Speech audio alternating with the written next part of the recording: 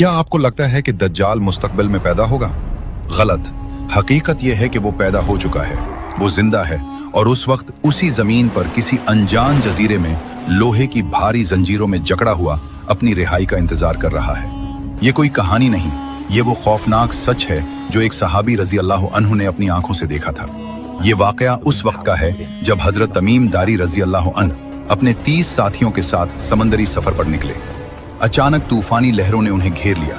पूरे 30 दिन तक तूफान उनकी कश्ती को समंदर में इधर उधर पटकता रहा। आखिरकार सूरज ढलने के वक्त वो एक अनजान और सुनसान जजीरे के किनारे जा लगे। जजीरे पर कदम रखते ही उनका सामना एक अजीब व गरीब जानवर से हुआ।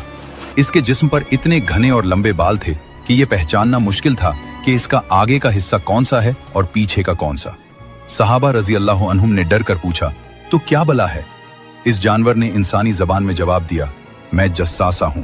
फिर उसने कहा, इस खंडर में जाओ, वहां एक शख्स तुम्हारी खबर लेने के लिए बेचैन है। वो लोग डरते हुए इस पुरानी इमारत में गए।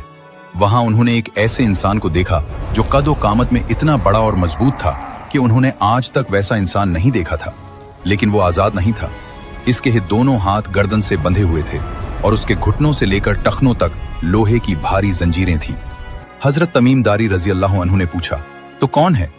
उसने जवाब देने के बजाय उनसे सवाल करना शुरू कर दिया।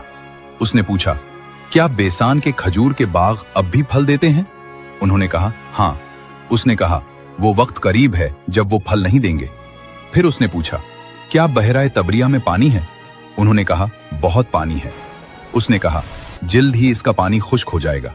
आखिर में उसने पूछा, क्या उम्मियों के नबी मोहम्मद सल्लल्लाहु अलैहि वसल्लम जाहिर हो चुके हैं?